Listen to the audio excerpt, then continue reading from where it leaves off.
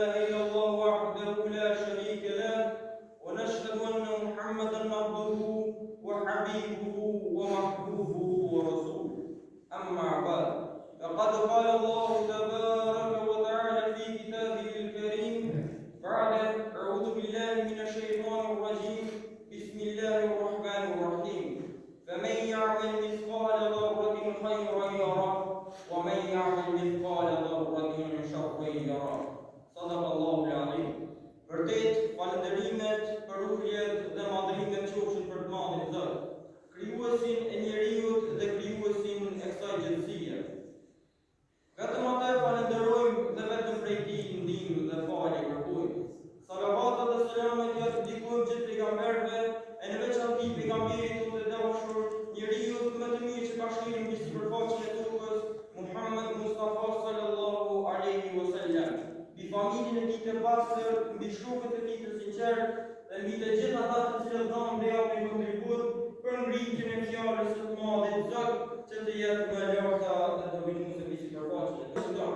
Sot para ju do të flas rreth jetimi apo rreth saktësisht rreth një hadithi profetik të pejgamberit sallallahu alaihi wasallam. Një hadith nga profetia që na tregon se gjërat që jemi dhe i posedojmë janë të vlefshme. Pejgamberi sallallahu alaihi wasallam njërin prej haditheve po thotë shfrytëzoi 5 gjëra para 5 gjëra të tjera. Ai po thotë shfrytëzo rinin tënde para pjesërisë tënde, shëndetin tënd para sëmundjes, pasurinë tënde para varfërisë, kohën e lirë para angazhimit dhe jetën tënde para vdekjes. Ky hadith është një thirrje për çdo besimtar nga ne se jeta, koha, pasuria janë të vlefshme dhe Zoti na ka madhruar atë që i posedojmë ne. Në citatin pra apo në hadithin në pjesën e parë pejgamberi sallallahu alaihi wasallam thotë shfrytëzo rinin para veçërisë. Ne dimë se rinia vëllezër të dashur është periudha e forcës, periudha e mbështetjes dhe punës për të ardhmen. Rinia jon e kemi porë se çfarë është shfrytëzon sot kohën. Në kampionatin e tyre. Ata që shfrytëzojnë kohën domethënë në lura kompjuterike, në rrugë të ndryshme për që e largojnë njeriu nga ona e Allahut. Por si kur të pyesin ne këto të moshuar i në sofat e fortë, se çfarë doni të thani vetëm nga jeta e njëherë, ata do të thonë rini. Pra, po dhe të fjalë pejgamberit sallallahu alaihi wasallam thotë rini para veçërisë. Pejgamberi sallallahu alaihi wasallam në një hadith tjetër ka thënë rini, dhe ka thënë në një shkollë shumë të lartë. Por Allah po thotë pejgamberi sallallahu alaihi wasallam në fakt po thotë 7 persona do t'i mbuloj Allahu në nijen e arshit të tij, pra, unë do të ketë hije tjetër. Dhe njëri prej tyre, prej 7 persona është edhe një njerëz i cili ka kalkuar rinin e tij, pra, në madhrimin e Allahut nga punët dhe veprat e tjera. Se dhe të dashur se shumica prej ju jeni prindër, se i kemi kurset veror që organizuar nga Bashkia Islame, por nga shiti Bashkisë Islame, qoftë në Kosovës, qoftë dhe nga në Britania për Arabe, të cilët mund dhe t'i dërgoni fëmijët të mësojnë shkruajtjen e Kuranit. Ku është vlera më e madhe? Njeriu ne shpesh e dim se shpesh ne vëllezër na kërkojnë Kur'anin shqip. Ku ka fjalë apo ku ka gjë më të bukur se njeriu të lexojë fjalën e tij si ka shkruar pra, fjalën e gjuhën arabe. Pastaj në citatin e dytë të hadithit pejgamberi sallallahu alaihi wasallam po thotë shfrytëzo shëndetin para sëmundjes. Shëndeti për të dashur është një nga begatit që Allahu na ka madhruar që na ka dhënë atë. Kur jemi të shëndosh mund të folmi, të agjerojmë, të punojmë, të ndihmojmë tjerë pra. Ne kur jemi të rinj dhe